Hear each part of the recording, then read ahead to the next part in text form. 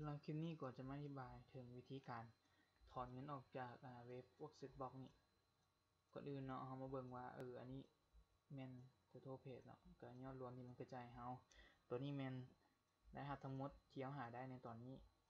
ตัวนี้แม่นรายรับสัปดาห์ต่อมื้อตัวนี้แม่นจำนวนวันที่มันคาดคะเนว่าอีกเท่าใดวันเงินที่เราหาจะเต็มตามยอดที่เราตั้งเป้าการถอนอัตโนมัติไว้ตัวนี้มันก็บอกว่าเราหาได้ประมาณ 20% จากทั้งหมดของที่เราตั้งเป้าการถอนอัตโนมัติไว้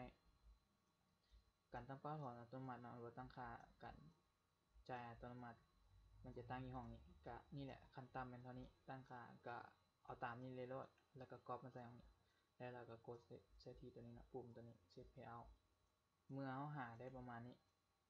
มันก็จะโอนให้เราอัตโนมัติภายใน48ชั่วโมงแต่บางทีอาจจะโอนไว้ก็ทันซ้ำแต่หรือว่าเท่าที่เจอกับตัวเองมันก็แค่24ชั่วโมงบ่ถึงกับว่า48ชั่วโมงตัวนี้จะเป็นเส้นกราฟว่าแต่ละมื้อเราหาได้หลายวันไหนคือมื้อนี้ค่อยหาได้หลายเนาะตัวนี้ส่วนมื้อต่อมามันก็น้อยๆลงเพราะว่าบ่ค่อยได้ลิ้นแล้วอะไรอย่างหลังเพราะว่าหลังจากที่เก็บBitcoin มาได้ก็เอาไปลงทุนต่อแล้วมันก็ได้หลายกว่ามันนั่งเก็บนั่นนะสำหรับพวกใดที่ยังบ่เคยลิ้นยังเป็น beginner อยู่มันก็ใหม่ๆก็ต้องได้ยอมทนมันได้น้อยเดียวพวกแก้วอาหารได้หลายมันก็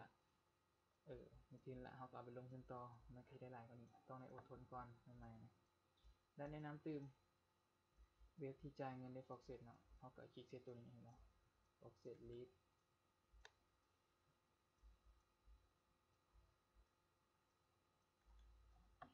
เมื่อคลิกมาแล้วมันก็จะบอกว่าเว็บใดกำลังเป็นที่นิยมแล้วอันนี้เป็นแบบจ่ายแบบบิตคอยน์เนาะตรงแล้วเขาก็คลิกไปที่เว็บมันเลยโลดมันมีหลายเว็บมาให้เขา